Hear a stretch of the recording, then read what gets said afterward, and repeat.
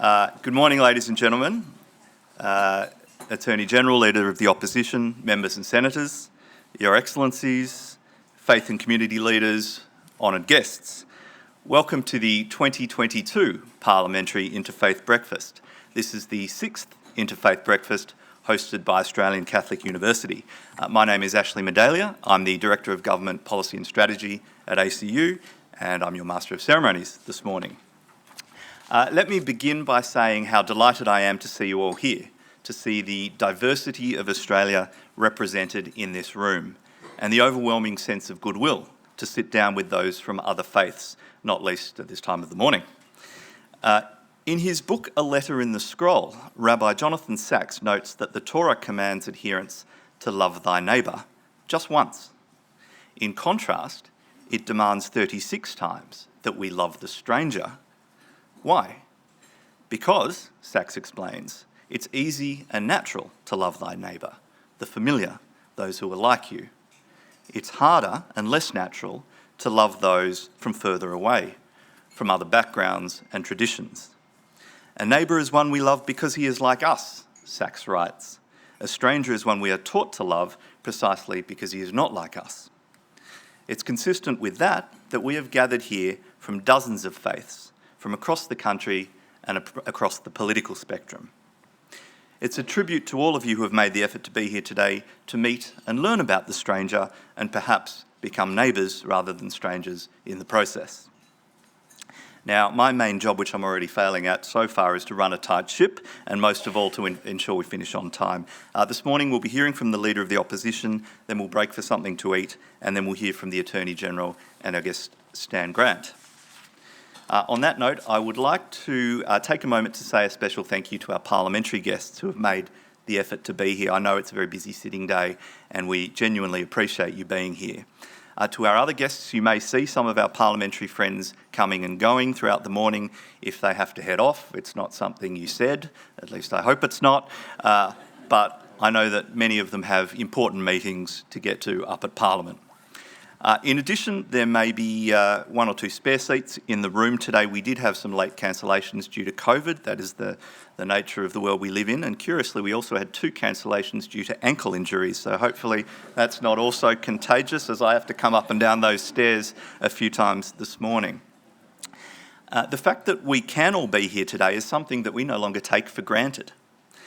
The past couple of years have been trying for everyone, including those of us who worked on the 2021 Parliamentary Interfaith Breakfast, which, due to a COVID wave, sadly wasn't to be. Instead, we ended last year with a wonderful publication called Reflections on Hope and Resilience. It collected prayers, readings and thoughts from a number of faith leaders and traditions. These reflected on the fact that in a time of hardship and despair for many in our community, it was so vital to retain a sense of hope that better times were yet to come. And fortunately, here we are today. Speaking of which, in order to let as many people as possible know that we are here today, please feel free to tweet or post your pictures or thoughts from today's event. There is a hashtag, which of course trends wildly every time we do this, and that is hashtag ACU Interfaith. Now, one final thing before we get rolling. You would have noticed a couple of items on the tables in front of you. There is a small gift to take home as a memento, and there is a program booklet setting out today's order of proceedings, as well as prayers and readings submitted on behalf of the very many faiths represented here today. Thank you to everyone who contributed to this year's collection of prayers and reflections. They will be displayed on screens which will come down later in the morning, and we'll hear a small selection of them read out as well, as is the tradition. I would also draw your attention to the cover of the program. It was an image that stopped me in my tracks when I was flicking through the ACU art collection, and I thought that was the picture we should have on our cover.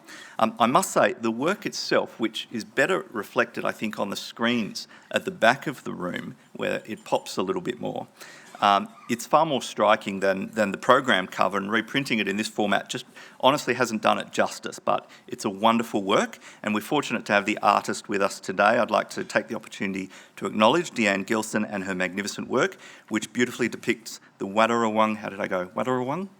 Is that, yep, I knew I'd mess that up, but I think I did okay. Cultural tree of knowledge, so thank you, Deanne. Thank you.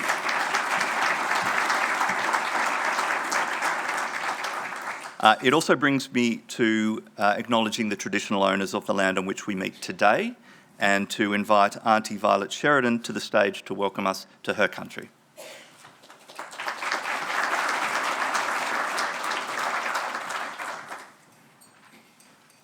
Thank you so much, and it is a pleasure. What is it with you white fellas? You've got to get up so early.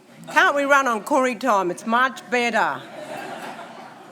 I had to drag myself out this morning, so I'm hoping my little babies get up early, because if I'm not there to get them out of bed for school, school pickup. I have a 9-year-old. I've had him since he was 2. I'm a kingship carer.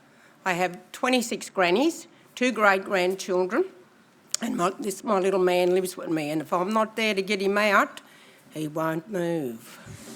So it is my pleasure to welcome you to my mother's country, the Ngunnawal people.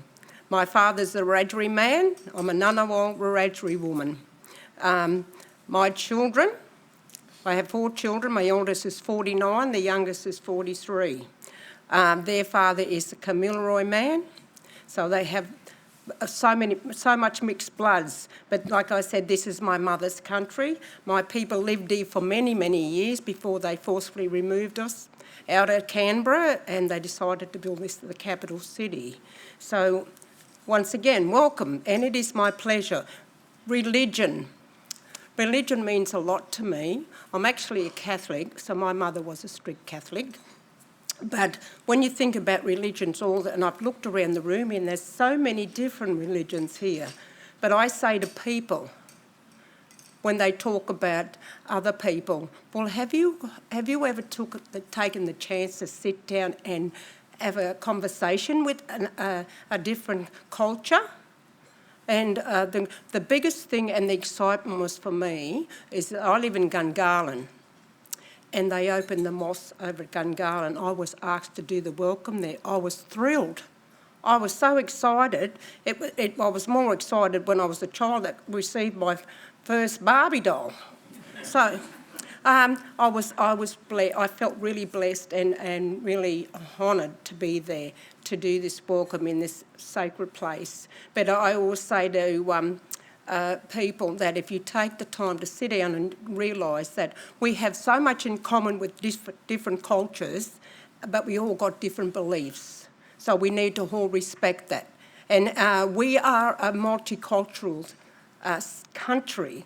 And we are a multicultural city. I live in Gungahlin. We've got so many. It's like a big melting pot, and I love it. When I walk up the street, I say hello to different people. And if my granny's with me, they say, "Who's that man?" I say, "I don't know." "Well, what'd you say good day to him for?" But that's me. I'm a people person, and it is my pleasure to be here and welcome you all to my mother's country. I believe a welcome to country is a traditional Aboriginal blessing, symbolising the traditional owners of the land welcome you. And it also shows respect for the first peoples of the land you are meeting on. I suppose it's a little bit about not going into someone else's house or home unless you're welcome or invited. The reason for this custom, I believe, is to protect your spirit while you are here. I am a proud Ngunnawal woman as I walk into carrying my ancestors in spirit, walking into the future, teaching the next generation about the oldest culture in the world, my culture, the Aboriginal culture. I'd like to pay my respects to my elders past, present and emerging, and extend that respect to other Aboriginal and Torres Strait Islander people here this morning. I'd also like to acknowledge the Honourable Peter Dutton, the Honourable Mark Dreyfus, and my cousin, Professor Stan Grant. I'm so proud of Stan. He's come a long way. And I am proud of all my families. Like I said, I'm proud of my grannies as well. We have, as Aboriginal people, have come a long way. We still got a long way to go. So in keeping in the general spirit of friendship and reconciliation, it gives me great pleasure to welcome you all here. On behalf of my people, my mother's people, the Ngunnawal people.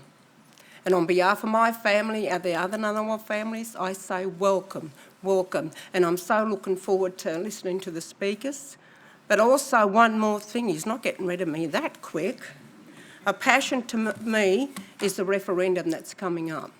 You've heard about our new Prime Minister Albanese, talk about it. So if you haven't learnt a bit about it, if you don't know a bit about it, take the time to learn some.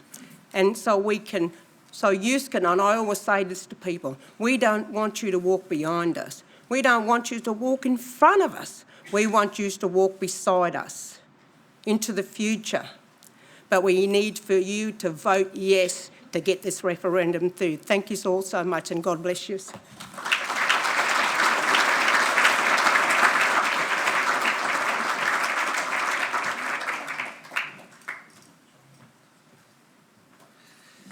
Thank you, Auntie Violet, and we look forward to hearing from Cousin Stan a bit later on as well today. While all of us here today come from different backgrounds and different traditions, we're fortunate to live in a country that affords us the opportunity to maintain our traditions. It's not something to be taken for granted, and not something that necessarily everyone around the world is able to do. So in acknowledgement of our good fortune, I would now like to invite ACU law student Adeline Cassis to the stage to perform our national anthem.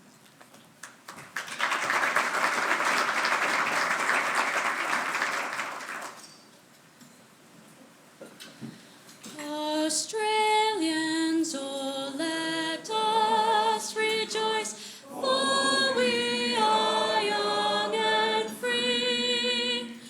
We've golden soil and wealth for toil.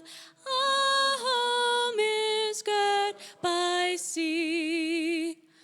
Our land abounds in nature's gifts of beauty, rich and rare. In history's page, let every stage advance Australia fair. In joyful strains, then let us sing, advance Australia fair.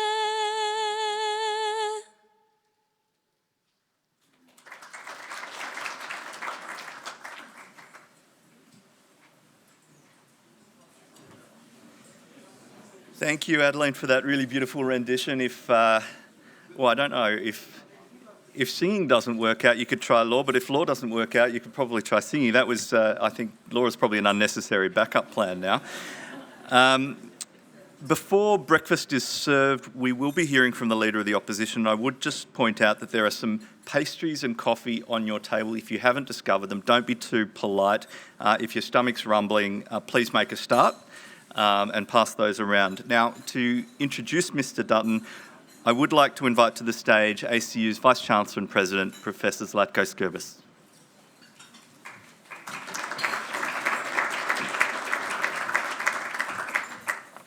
Thank you so very much, Ashley. Distinguished guests, religious leaders, parliamentarians, community representatives, colleagues and friends, it is my sincere pleasure to be here with you at the Australian Catholic University's Federal Parliamentary Interfaith Breakfast for 2022. And I thank you for joining us today. We are delighted to be here in our nation's capital for this event after a 2-year hiatus as a result of the pandemic. I would like to begin by acknowledging Archbishops Christopher Prowse and Peter Comensoli, as well as leaders of the many other religious and faith groups represented here today, some of whom will later this morning lead us in prayer. A warm welcome to all the federal parliamentarians who have joined us, including the Attorney General, the Honourable Mark Dreyfus, KC, and the Opposition Leader, the Honourable Peter Dutton, whom I will have the pleasure of introducing in a few moments. I sincerely thank all other members of Parliament who are present. A special acknowledgement to leaders who have managed services in the hospital, education, non-for-profit, pastoral care and the wider community throughout the pandemic, and who continue to deliver critical and, of course, much-needed services. We thank you for your sustained service and stewardship. Thanks also to our guest speaker, Professor Stan Grant, as well as the many community leaders who are present, ACU partners and stakeholders, and all other guests. This is the 6th ACU Parliamentary Interfaith Breakfast and my first as Vice-Chancellor. It is an honour to be here at such a high-level gathering of leaders across politics, religion, business and community. As a Catholic university, ACU is one of the few higher education institutions in Australia that understands and embraces faith as a core element of its identity. We are therefore well placed to bring together leaders from across the religious and political spectrum.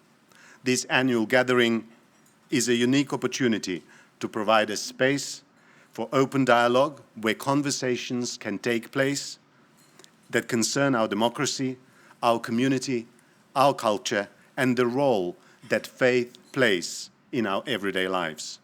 During his recent visit to Australia, the Archbishop of Canterbury, Justin Welby, remarked that people in secularized Western societies have, and I quote, lost the ability to disagree well. For me, this is an elementary and all too often overlooked point, the importance of being able to enter into a dialogue with those who have a different view, to focus, to discuss and debate issues of faith, politics, culture, ethics and behavior without it escalating into a conflict or division. In this climate, religion is often seen as a source of divisiveness, a cause of tension and a tool to legitimize conflict. This is despite the fact that religions, at their very core, aim to foster peace and understanding. That is why we believe it is crucial to keep alive these spaces that promote respectful and productive dialogue across religions, across cultures, across politics, and across the communities in which we live. It is testament to the culture of tolerance and harmony that we are able to hold such an event where representatives of diverse religions and political persuasions can gather in the same room in the spirit of mutual respect. For Australian Catholic University, this gathering provides an opportunity to promote understanding and a sense of connection between all those who are present and to demonstrate our mission in action, namely, to foster an appreciation of the sacred in life and a commitment to serving the common good. It is now my honour to introduce to you the federal member for Dickson and Leader of the Opposition, the Honourable Peter Dutton. Mr. Dutton was elected to Parliament in 2001 and was first appointed to the ministry in 2004. He held ministerial office in the Howard, Abbott, Turnbull and Morrison government, serving as Minister for Defence, Minister for Home Affairs, Minister for Immigration and Border Protection and Minister for Health, among other portfolios and responsibilities. Peter Dutton is also the first Queenslander to lead the federal parliamentary wing of the Liberal Party, and when he is not here in Canberra, he lives with his family in Debra in the Dickson electorate, my former electorate. In my own interactions with the opposition leader, he has been very willing to assist and engage with our institution, and we are very pleased to have him here with us this morning at ACU's Parliamentary Interfaith Breakfast. Dear guests, I ask you to join me in welcoming the opposition leader, Mr. Peter Dutton.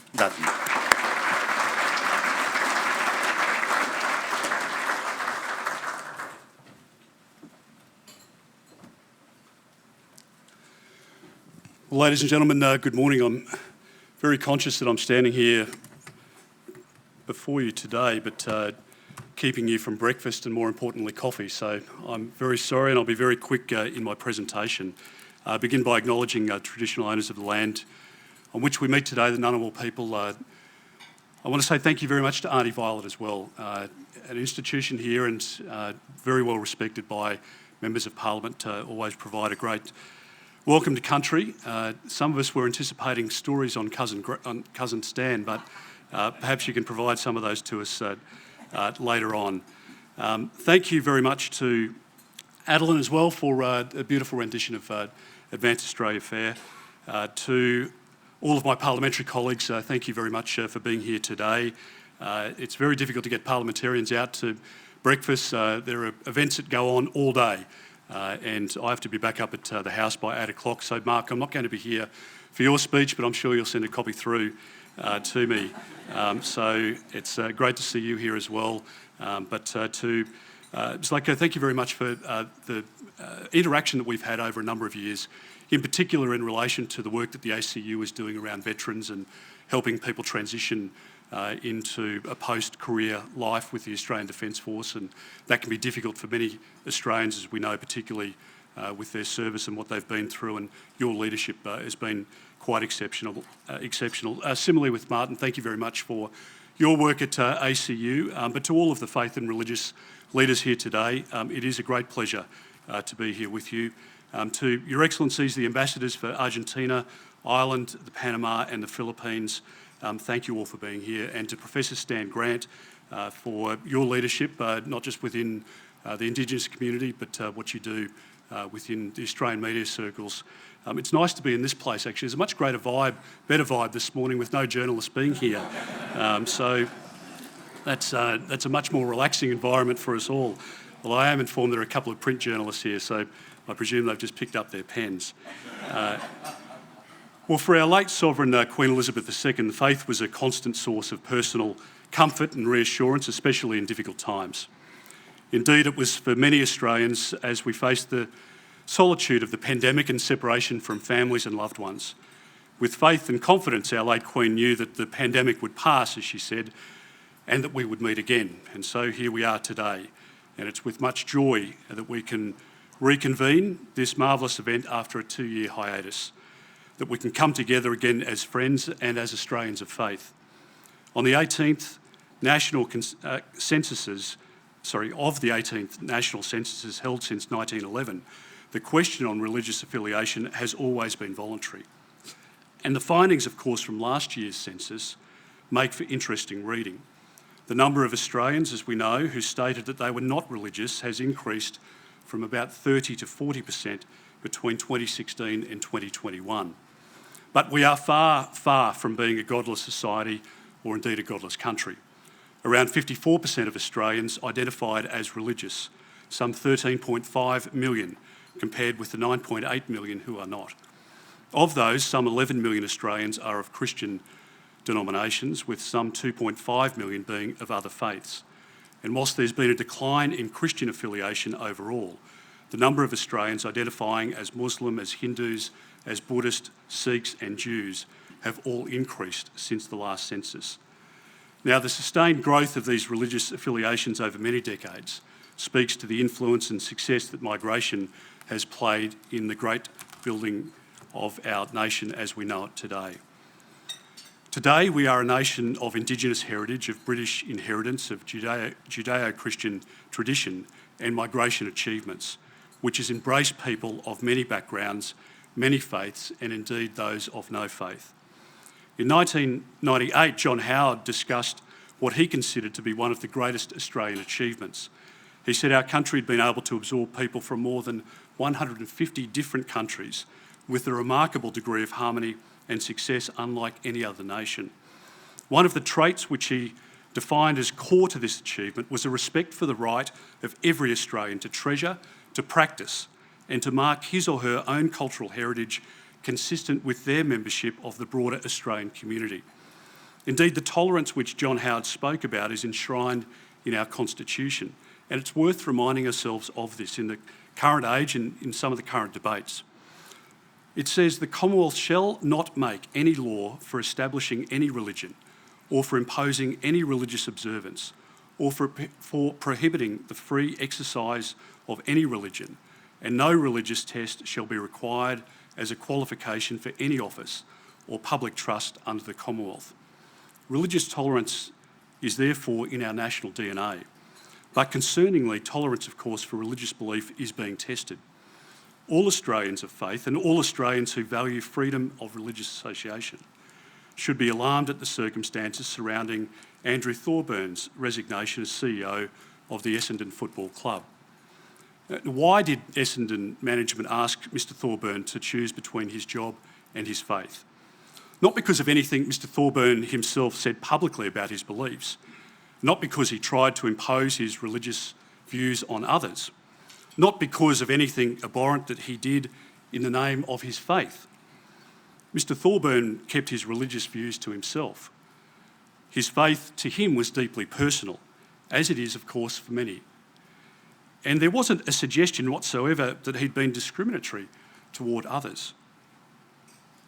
His sin was simply to belong to a church where a senior pastor delivered a sermon in 2013.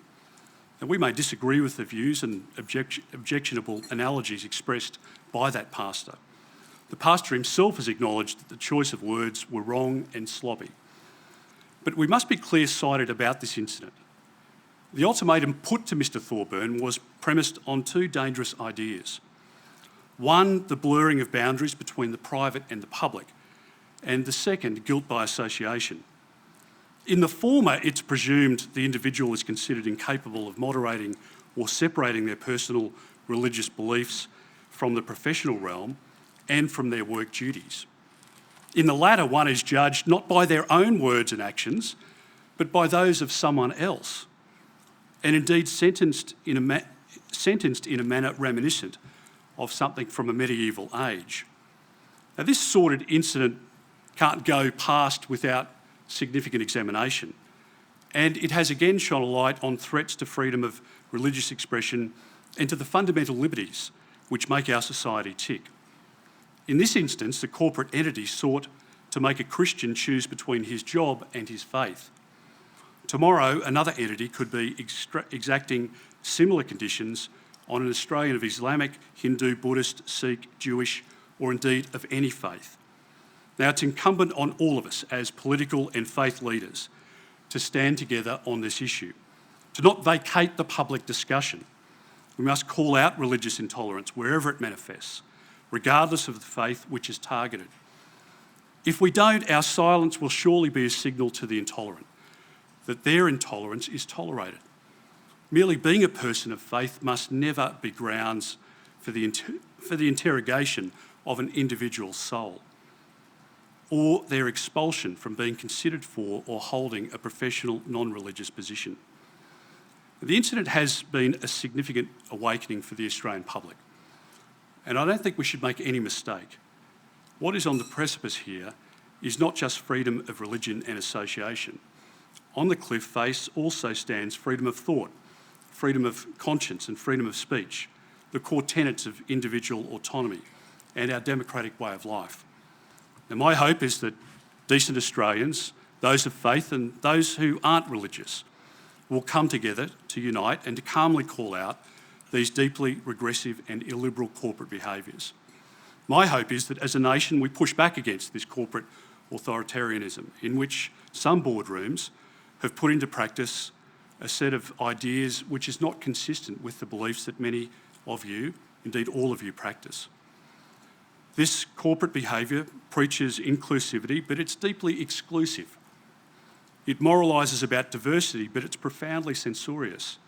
It advocates for justice, but it's simply retributive. In an Orwellian sense, we could say that this corporate authoritarian acts under a slogan that all people are equal, but some people are more equal than others. So, ladies and gentlemen, we must not simply dismiss the incident involving Mr Thorburn as something remote and unlikely to be repeated. The fact is, it has occurred, and it means that there is an air of permissibility. Indeed, Mr Thorburn's case is not the first and it won't be the last, but it can be a turning point.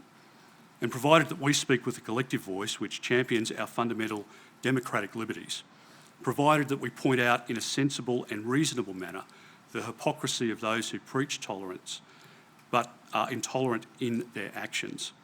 So thank you for the work that you do in the name of your faith, for being here today. That in itself is a very significant expression of the way in which we work very well together, and we should celebrate that. I want to say thank you very much for being here today, and on that note, I'll allow the breakfast to be served so that you can continue to enjoy the morning. Thank you very much.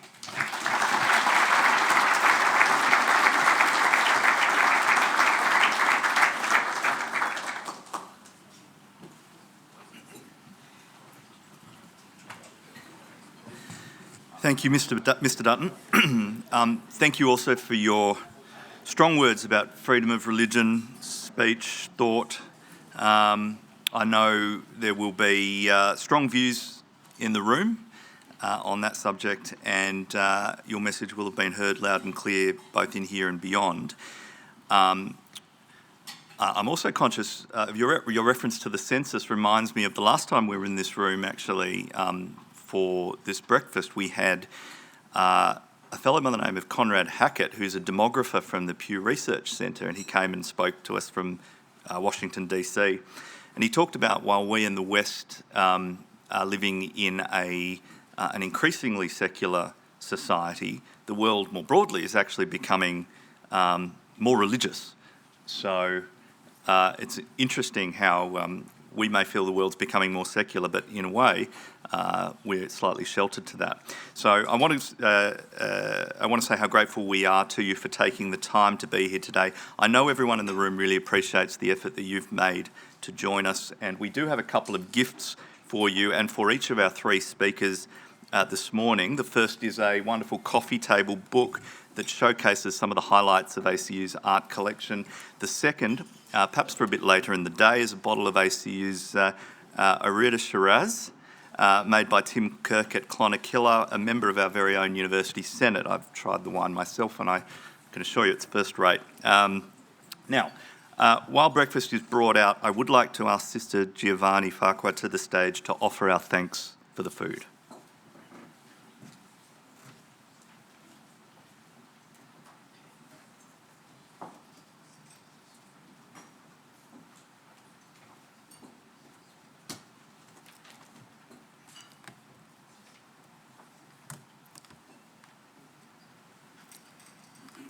Conscious of our identity as members of the same human family, we connect together to that creative power within and beyond our common humanity. Let us relish the opportunities presented to us this morning to share this food together in friendship and conviviality, to advance in mutual appreciation of one another, to respect and relish our differences as well as what we have in common, to grow in courage and nobility of character and work in harmony, to expand our awareness of the complications of the human story, its tragedies and its triumphs. Let us remember especially those in our midst and throughout the world, men, women and children, who at this moment suffer unspeakable horror, indignity, fear, hardship, degradation and abject misery. May your transcendent and healing power descend upon them, and may your regenerative spirit rescue and revitalize them. May we reach out with renewed courage and compassion to lift the burden of those with whom we journey and to reignite in one another the spark of hope for a world where all humanity will live together in righteousness. Amen.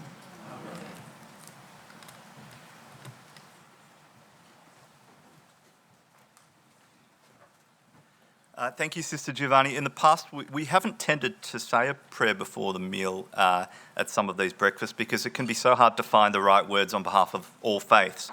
But you've managed to achieve that with this beautiful prayer, so thank you again. I will be back up here in about 15 to 20 minutes to resume proceedings and make sure we run to time. So in the meantime, please enjoy your breakfast and I'll be seeing you back up here soon. Please feel free to continue to enjoy your breakfast if you're still going. I know there was a lot of conversation, so that's fantastic.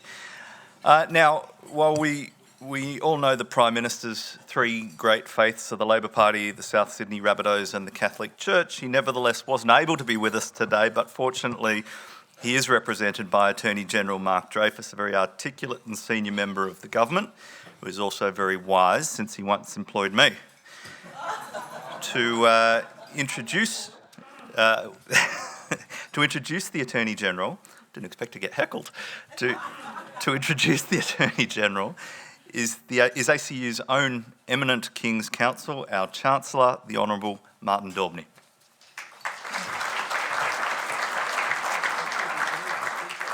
Good morning, everyone.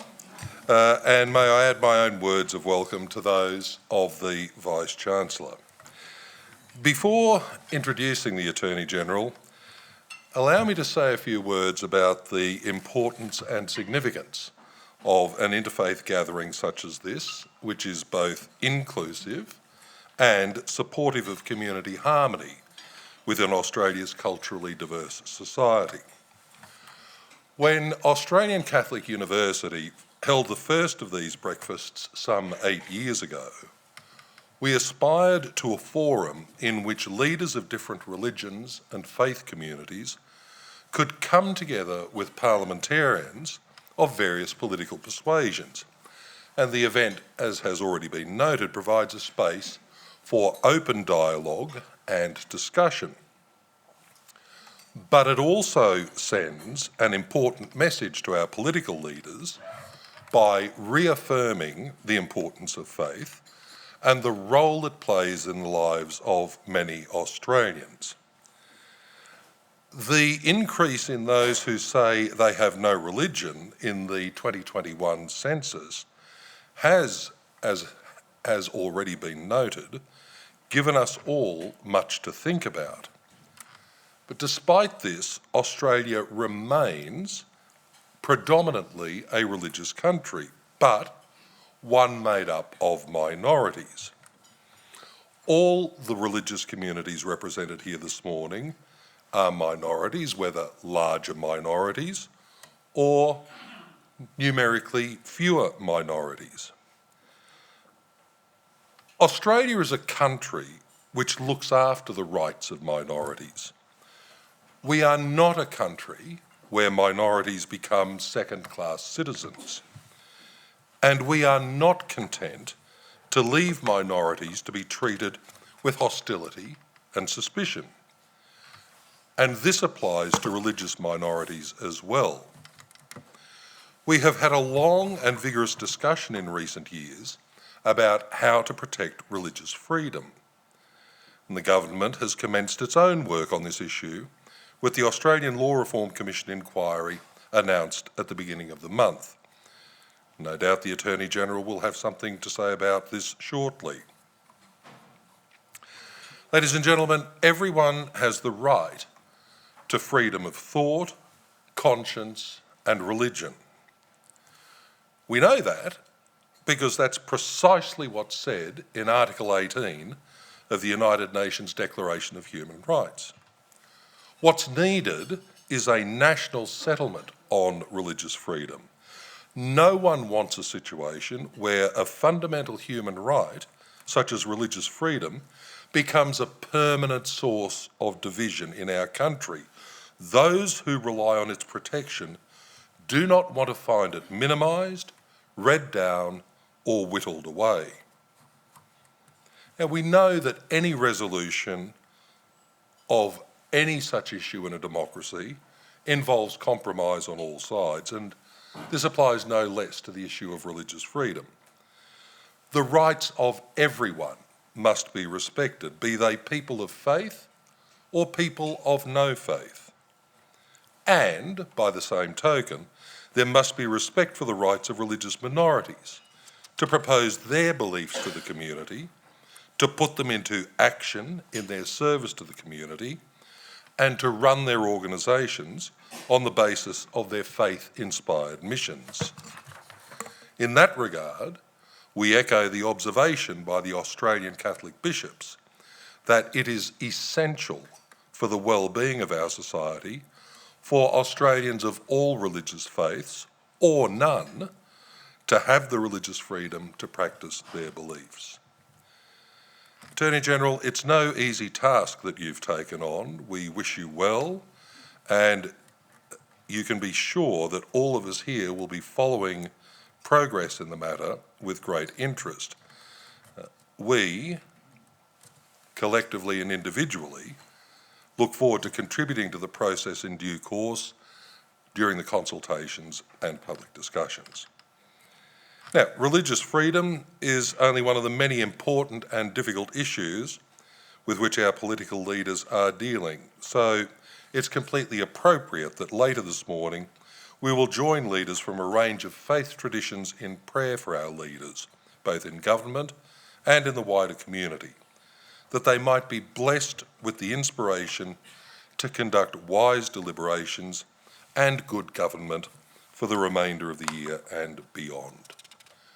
Ladies and gentlemen, it's now my pleasure to introduce the Attorney-General of the Commonwealth of Australia, the Honourable Mark Dreyfus, KC. Mr Dreyfus was elected as the member for Isaacs in 2007, following a legal career of some 20 years, during which he practiced as a Melbourne-based barrister. He was appointed Queen's Counsel in 1999. He served as Attorney-General and Minister for Emergency Management in the Rudd and Gillard governments and has held other portfolio responsibilities, including as Cabinet Secretary and Parliamentary Secretary for Climate Change and Energy Efficiency.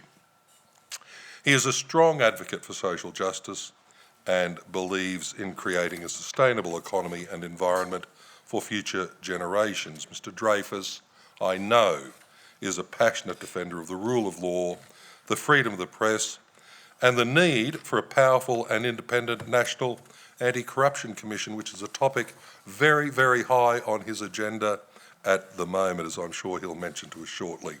We are delighted to have the Attorney-General with us this morning, representing the federal government. Would you please join me in welcoming the Honourable Mark Dreyfus.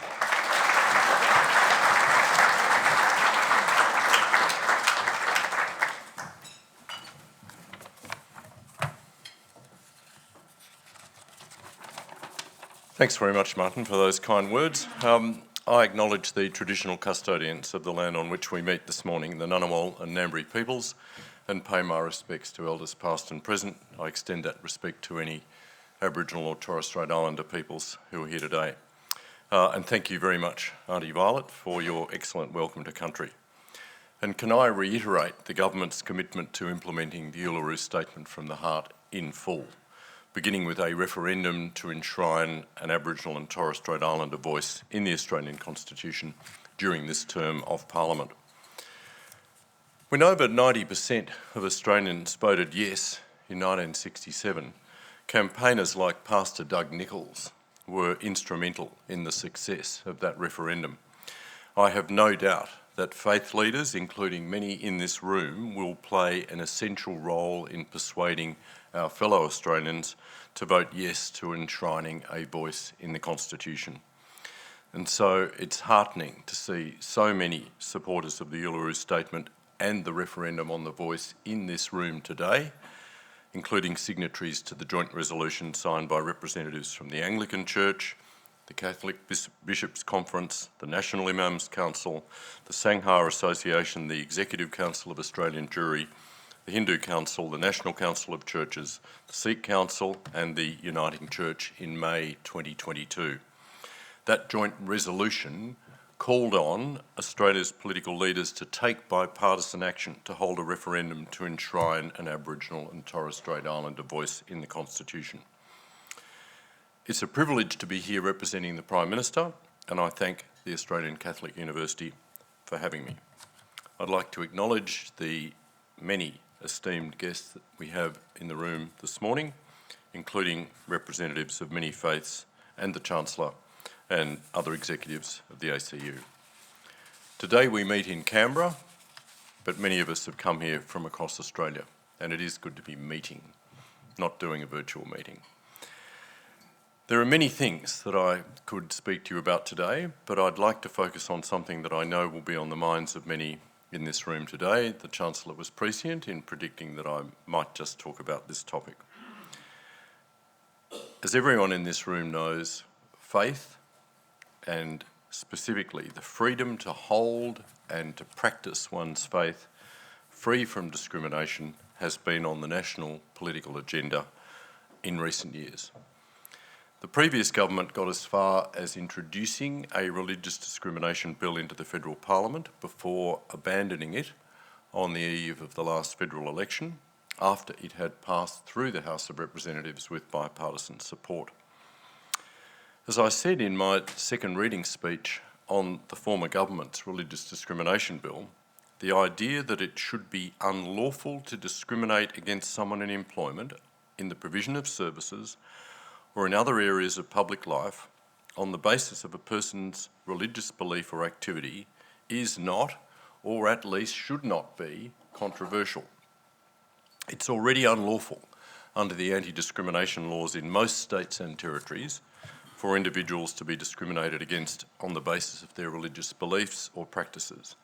And freedom of thought, conscience, and religion or belief is a fundamental human right. In opposition, the Australian Labor Party was guided by a number of simple but fundamental principles. First, as the International Covenant on Civil and Political Rights makes clear, religious organisations and people of faith have the right to act in accordance with the doctrines, beliefs or teachings of their traditions and faith. Second, my colleagues and I support the extension of the federal anti-discrimination framework to ensure Australians cannot be discriminated against because of their religious beliefs or practices. And third, consistent with the International Covenant, any extension of the federal anti-discrimination framework should not remove protections that already exist in law to protect Australians from other forms of discrimination. These simple principles will continue to guide us as we work towards implementing the Albanese government's commitments to extending anti-discrimination protections to more Australians, including to people of faith and to staff and students in religious schools. As each of you will be aware, these commitments are to prevent discrimination against people of faith, including anti-vilification provisions, to act to protect all students from discrimination on any grounds, and to protect teachers and other staff from discrimination at work while maintaining the right of religious schools to preference people of their faith in the selection of staff. On the 4th of November, as the Chancellor has already pointed out, the government took the first crucial step to implementing these commitments when I asked the Australian Law Reform Commission to conduct an inquiry into the exemptions for religious educational institutions in the Sex Discrimination Act and a number of related issues. The ALRC will provide its advice to government by the 21st of April 2023. I was pleased to announce that Justice Stephen Rothman, AM, of the New South Wales Supreme Court, will lead this inquiry as a part-time member of the Australian Law Reform Commission. Justice Rothman is an eminent lawyer with a long-standing involvement in the Jewish education sector. I consider him to be ideally placed to lead this inquiry. It's not news to anyone in this room that the debate about the previous government's religious discrimination bill was divisive. In my opinion, it was unnecessarily divisive. There are many reasons for this, but I'm not here this morning to rake over coals. It's my strong belief that these are matters that should be above party politics. And it's my hope that the new leader of the Liberal Party, Peter Dutton, who was with us earlier today, and I absolutely forgive him for going because I've also got to go early. The Parliament commences this morning at 9 a.m. And the Shadow Attorney General, Julian Leeser, was also here.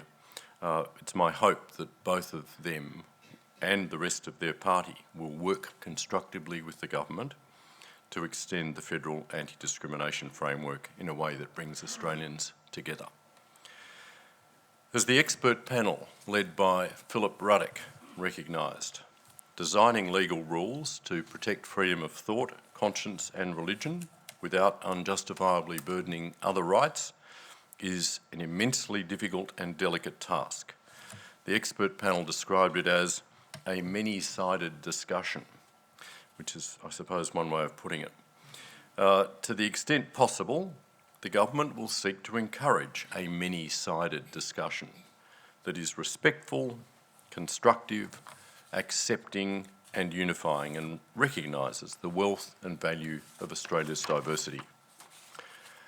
Many contributors and contributions to that discussion will come from within the Labor caucus, which is more reflective of the diversity of Australia than ever before. The caucus is made up of people who are Christian, who are Jewish, who are Muslim, people from a range of other faiths, and others who are not adherents of any religion at all. There are a record number of First Nations members of caucus. There are caucus members who went to university and those who didn't. There are caucus members who were born in Australia and many who were not. There are a record number of women in the caucus, and there are a record number of women in the cabinet. There are people from the LGBTIQ community. There are single parents, working parents, big families and small. The Albanese government sees this diversity as a strength.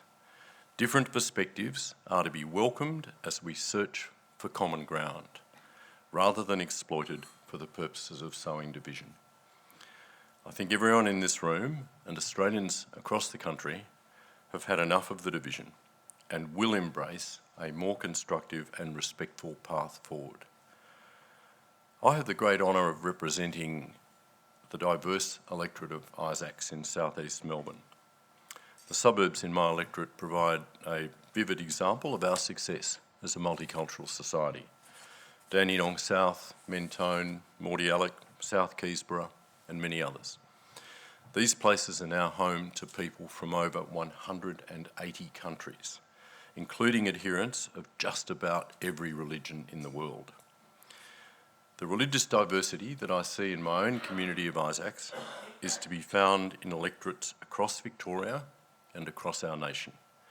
That religious diversity is intrinsic to our successful multiculturalism and our success as a nation. For many Australians, religion forms a central part of their personal identity and value system, and it helps guide how they want to raise their families. The central themes of law and justice in both Jewish, religious and secular traditions have great meaning for me and have helped shape my worldview. This government will always stand for a genuinely inclusive society in which everyone belongs and everyone can fully participate. It was a pleasure to address you all this morning. I thank you again to the Australian Catholic University for hosting this Interfaith breakfast. It really is terrific to see this morning people from such a range of faith groups, and it has been a privilege to address you on behalf of the Prime Minister of Australia. There are millions of Australians represented by leaders in this room today, whether it's climate, secure work, anti-discrimination law, education, access to affordable healthcare, access to justice. There is so much to it that we can achieve by working together. Many in this room are, of course, approaching a busy season. To those of you who are beginning the Advent season this weekend, I hope your pews are full after years of separation during this special time. To those of you who, like me, will be observing the holiday of Hanukkah, I wish you a happy Hanukkah. And to all of you, I look forward to your counsel and goodwill as we move into a new year. Thank you very much.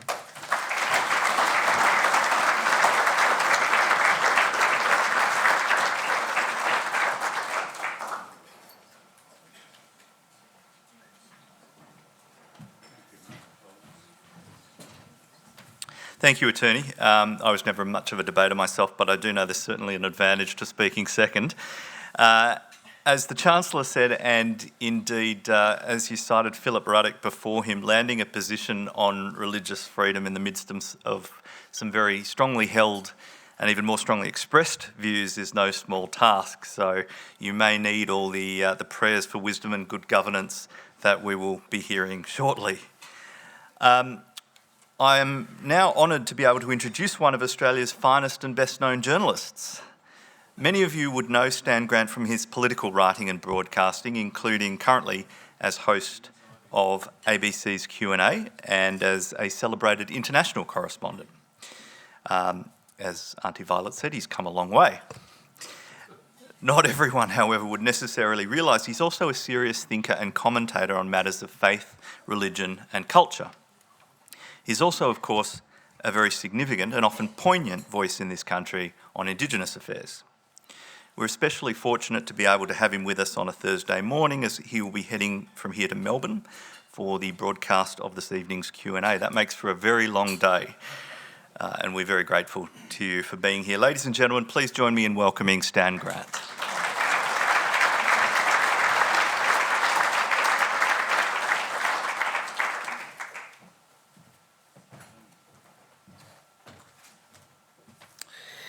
Yuradumarang, good morning. My respect to the Ngunnawal and Ngambri peoples and my love to my cousin Violet. See, here she is, she's taking over already. She's telling me what to say. Our grandmothers are sisters, so we share a very, very special and close bond. And I'm really wonderful to be here with my cousin and to be here with all of you in the room. To talk about love, because that's what God is. God is love. It's as simple as that, really.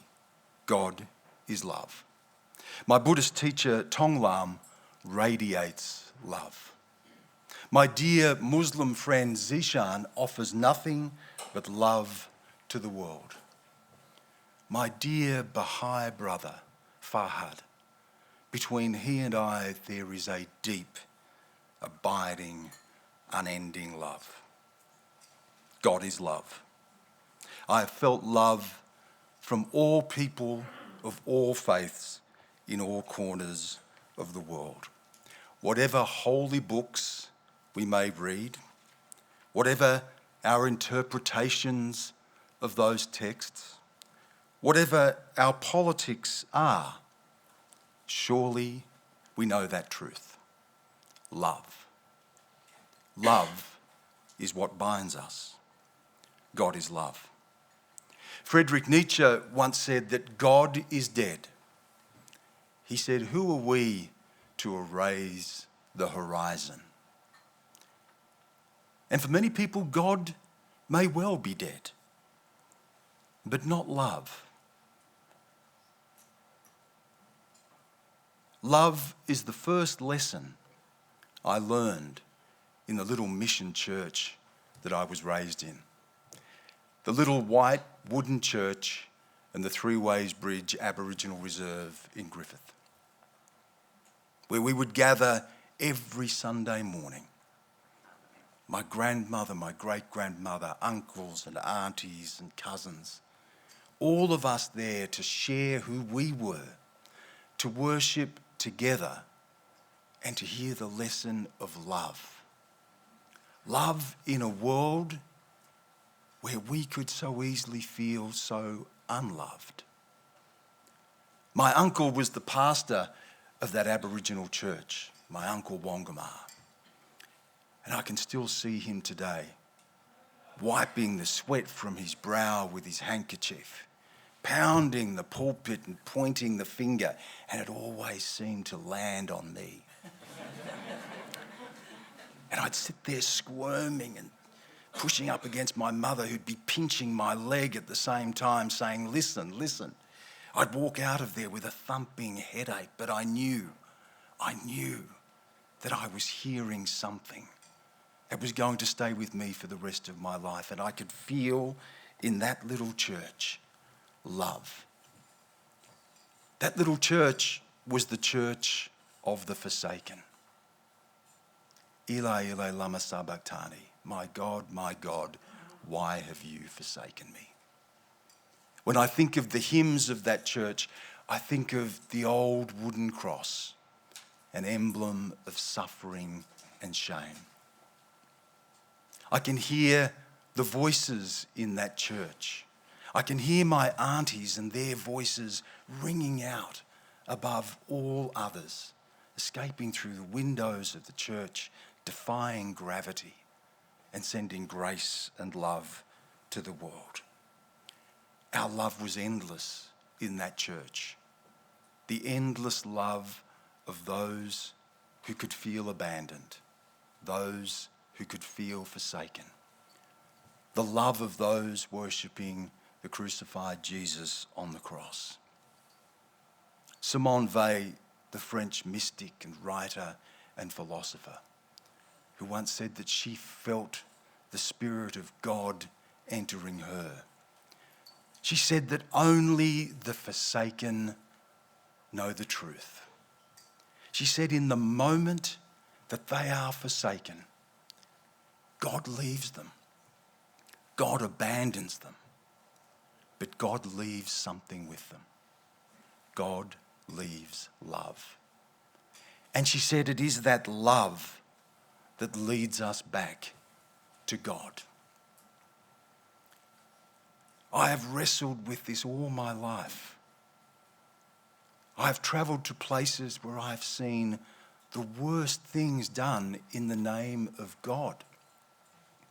I know that the people who brought the Bible to this country, the people who preached the word of God in this country, were the same people who could be so heartless and so unloving to us.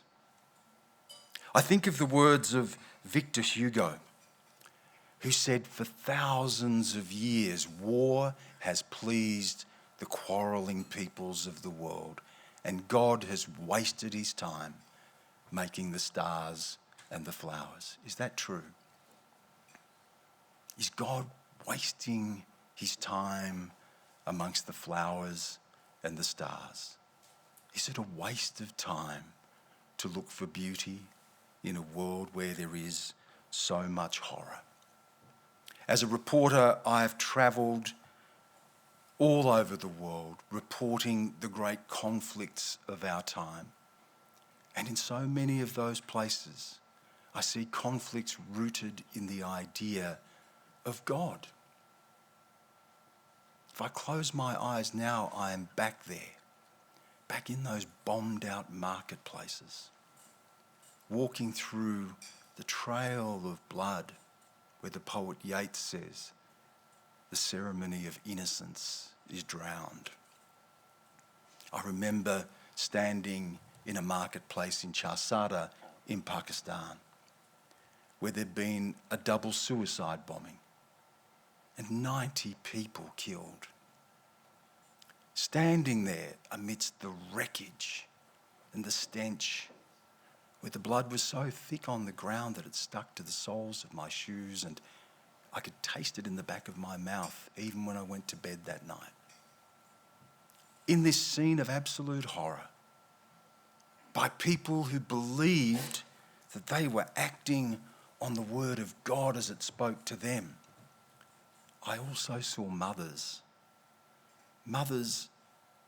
picking the bits of charred flesh out of the pockmarked holes in the walls and putting them into bags because it's all they had left to bury of their children. Mothers showing the face of God. Love in the face of horror. I think about 2017, when a white man walks into a church in the southern states of America and guns down people in prayer. Black people praying to God, and he kills 9 people. And I think of the words of those people in that church, how they responded to that. They looked at him and they didn't speak words of hate. A man who believed that he was acting out the twisted words of a God of vengeance. They spoke back the true word of the God of love. All around the world, I have seen the truth of love in the face of horror. I think about my own country, and I think about my people and the journey of my people. A people who also have known invasion and war and suffering. I think of the people in that little white wooden church, and I think of where they drew that love from, the love to give back to a country that often had shown so little love for them. And I think of the Uluru Statement from the heart. And I know that we are going to a referendum and we will vote yes or no on the question of a voice to Parliament. And there are words to be spoken and arguments to be had on all sides of that, and that's what a democracy does. We have those debates. We have those discussions. And people will fall on whatever side of the line they believe speaks most truly to them. But whether you vote yes or you vote no, can you read the words of the Uluru Statement from the heart and deny to me that you are not hearing words of love? That there is not the hand of God in the words on that page that talk of the torment of powerlessness, but in the face of that powerlessness speak also to hope, the hope that we can walk together, as my cousin Violet said, walk together to a new future. In the face of that history that can poison us, that history that can pit us against each other, the history that I have seen in the conflicts of the world that I have covered, that in the face of that history they can speak back to that history with love. For a people who have walked the farthest journey, carrying the heaviest load, and they can speak back to this country with words of love, the same words of love that I heard in that little church, the same words of love that I've heard from my friends of all faiths around the world, the same words of love from that church in the south of America, the same acts and words of love I saw in the faces of those mothers whose children had been taken from them in such a senseless act of violence. Martin Luther King Jr. set out, he said, to save the soul of America. He was hailed as an apostle of justice. He said that he was locked in a courageous confrontation of evil by the power of love. He went to his death because of an act of hatred and violence. And we can still stand here today and we can speak his words of love, still speaking back to a country that finds it so hard to love. And there's a lesson in that for all of us. I'm never, ever far from that little white wooden church on the Three Ways Bridge mission. I'm always that little kid with my uncle's finger landing on him. And when I stand here today, I am here with them. They are here with me. There is nowhere I have been that I have not carried them with me. And in the face of the terrible things that I have seen, I've carried the truth of the church of the forsaken, the truth of the afflicted, that God may leave your side, but there is always the trace of love to lead you back to God. I want to leave you with the words of Martin Luther King Jr., who could speak to this far more profoundly than I can. We still love you. Send your hooded perpetrators of violence into our communities, and at the midnight hours, drag us out to some wayside road and beat us and leave us dead, and we will still love you. But be assured, we will wear you down by our capacity to suffer. To suffer, and in the face of that suffering, give back love. That's surely what we are doing in this room today with all of our faiths, all of our cultures, all of our histories, coming together in the spirit of love. In my language, Mandanguru, thank you.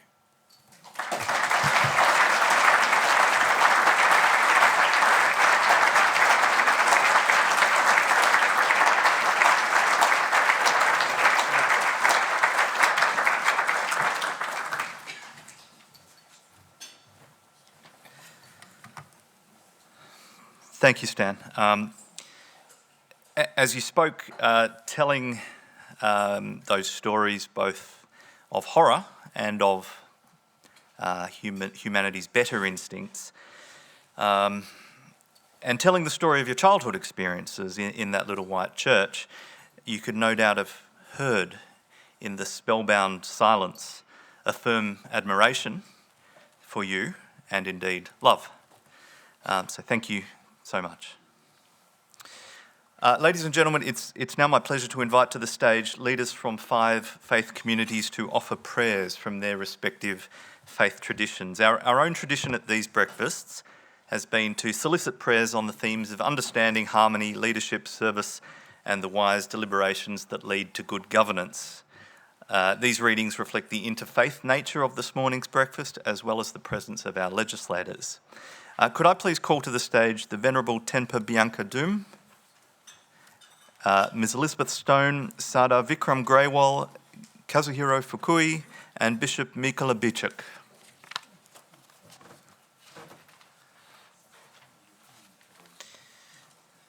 While the readers join me on stage, I would like to acknowledge all the contributions from the very many faiths represented here today. Reading through them in the program in front of you, what they make clear is that there is immense goodwill towards interfaith dialogue in this country and the values that unite our community.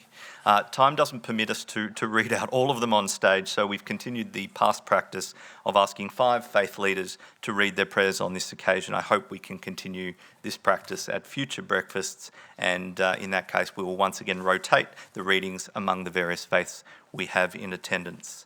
Can we start perhaps with the Buddhist prayer? Thank you. Good morning, all. I'm Tempa from the Buddhist tradition, and thank you, Stan, for introducing my sutra, which is the Discourse on Love. This is what should be done by those who are skilled in goodness and have known the state of peace.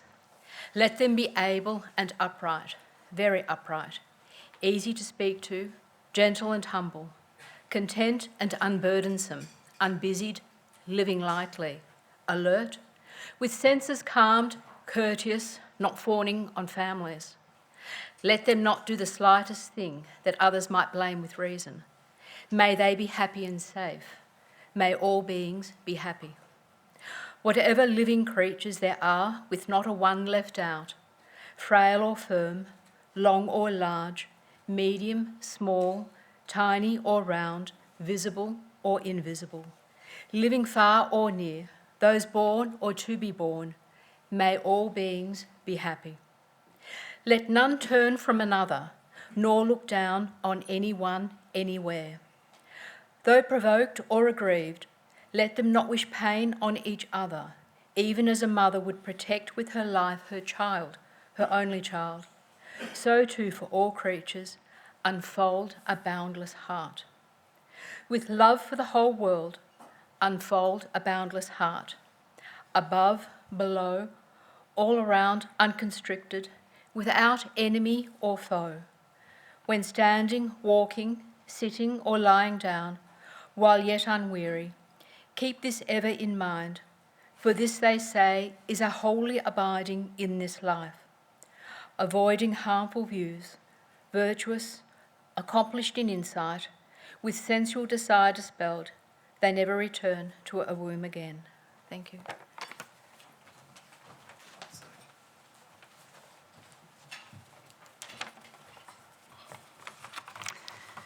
I acknowledge the traditional owners of the land, the Ngambri and Ngunnawal peoples, and the Aboriginal and Torres Strait Islander peoples that are with us today. I'm sharing the prayer of Reverend Robin Davis, a Victorian Anglican minister, from her time with the National Aboriginal and Torres Strait Islander Anglican Council. It has been published by the World Council of Churches in a global prayer collection last year. The Rainbow Prayer.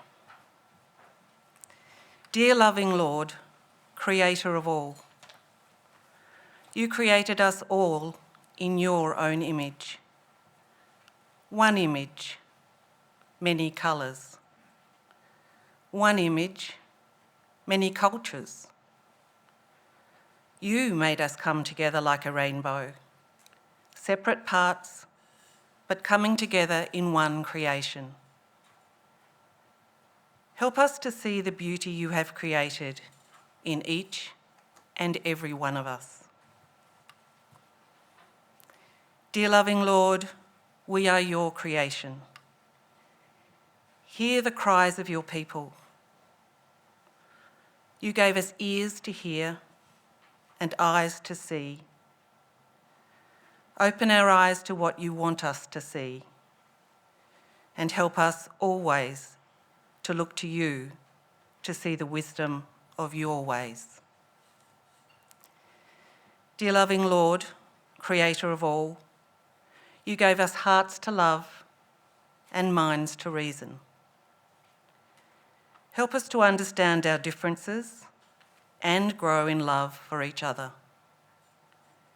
Help us to come together as the rainbow comes together, many colours, shining as one creation over all the earth, as you intended us to be.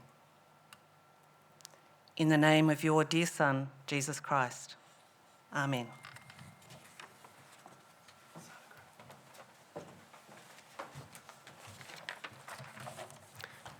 Honourable guests, ladies and gentlemen, I too acknowledge the traditional owners of the land we meet on today, and thank you, Auntie Violet, for a very warm welcome.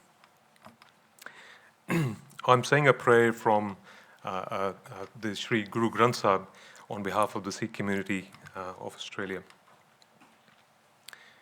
Tu Thakur, tum pay ardas. You are our master. To you, I offer this humble prayer.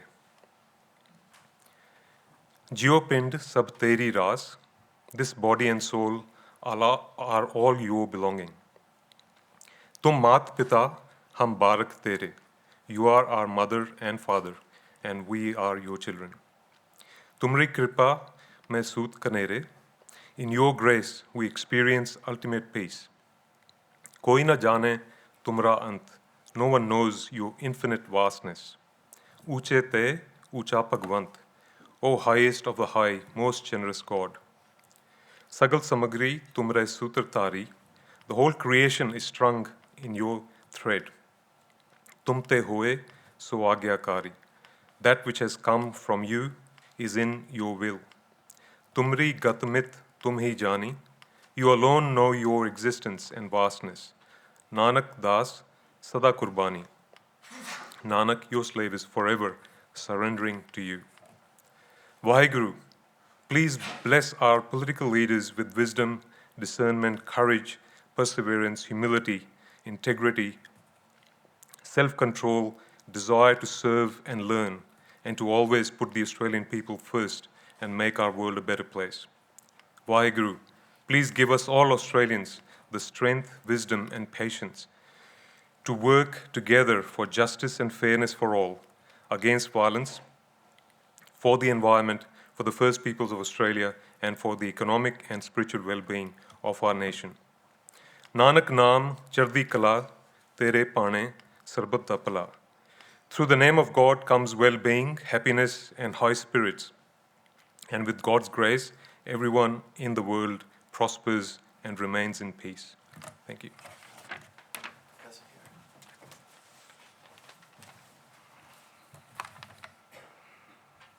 Thank you very much for giving us the opportunity to share our prayer from Sukyo Mahikari. We offer our heartfelt gratitude to the Creator God who created heaven and earth and humankind. The universe which God created out of nothingness and chaos, is overflowing with His light, full of His love, that does not ask for anything in return, and is filled with harmony. All of God's children, like God our parent, will surely be able to shine with light. Like God our parent, we can give love and hope to others. Like God our parent, we can live in love and harmony with people and with nature. As those who trust in God, we will not give up in the face of any difficulties, but will keep going until true peace prevails in the world from Australia. First, we need to change ourselves. We can become people of gratitude, people shining with light, who give love to others. We believe that as we change, our surroundings will change and the world will change. For things to change, first, we must change. In this time of a state of emergency in the world, we cannot wait for others to change, for the world to change. We who believe in God will be able to transcend all differences and join hands with those who say they do not believe in God. In this chaotic world, we will join forces with each other to share God's love and light, lighting the light of hope in people's souls. We will demonstrate the power of faith to the world. We will give our neighbors and those who suffer the strength to live. To those who suffer from infectious diseases, illness, crime, poverty, disasters, discrimination, war, and other misfortunes, please let this prayer be a source of light for them. May God bless Australia as a peaceful, prosperous, and open society. Thank you very much.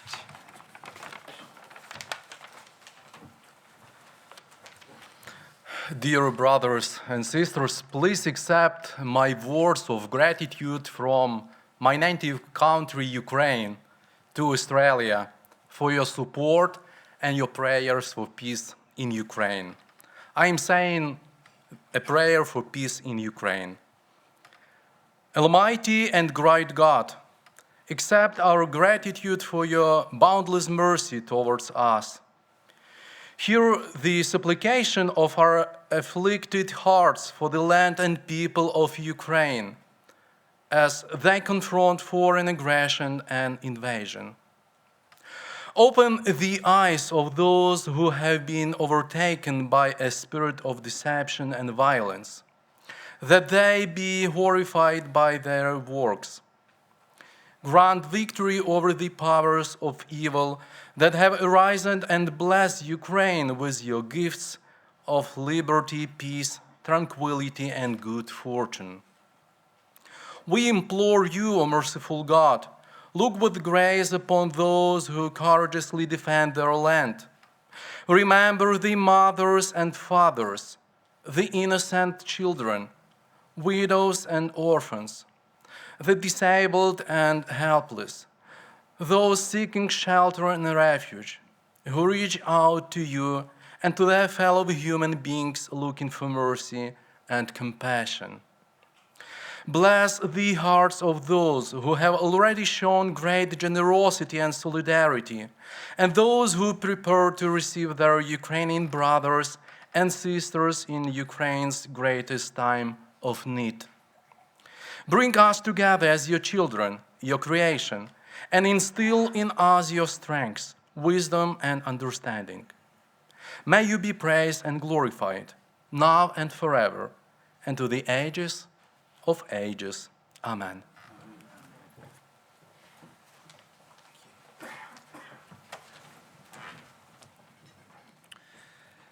Thank you very much to our faith leaders. While we find ourselves often praying for peace and harmony, it means something much more profound, I think, coming from the Ukrainian bishop in particular. Ladies and gentlemen, we are almost out of time this morning. I did say I'd do my best to run on time. Before we wrap up, there are a couple of people I would like to thank without whom this event could never have happened. Firstly, to our three speakers, we've been incredibly fortunate to have had such an impressive lineup this morning. That they made the time to be with us today speaks volumes about the regard in which this event is held and the continuing importance of faith communities in our society. Secondly, I'd like to thank the Chancellor and the Vice-Chancellor of Australian Catholic University, whose leadership has been crucial in maintaining the great tradition of these events. And it's a tradition that began with my predecessor, the now member for Barara and Shadow Attorney General, and I mentioned I'd be embarrassing him earlier before he had to return to Parliament. This is Julian Lisa. Julian had the vision and the nous to inaugurate the first of these breakfasts back in 2014, and it's been an honour to continue his legacy at ACU. I'd also like to thank all the people at ACU who have contributed to the success of this event. I say each time that it is like organising a wedding, and I'd particularly like to thank the small team that rallied together a couple of weeks ago in difficult circumstances to ensure that this event would be the success you see today. Thank you particularly to Stephanie, as well as to Mark, Louise and Damien. Lastly, I would like to thank all of you, our guests, for coming along. Please remember to take with you the gifts that were on your tables at the start of the morning, and I hope they will serve as a reminder of the spirit in which we came together today. We've heard from some very interesting people this morning, and I trust you've also met some other very interesting people on your tables as well. Now, I did commit to wrapping up at 9 a.m, and look at that, spot on. So I'm going to bring us in on time and on budget. Thank you all for attending. Have a wonderful morning.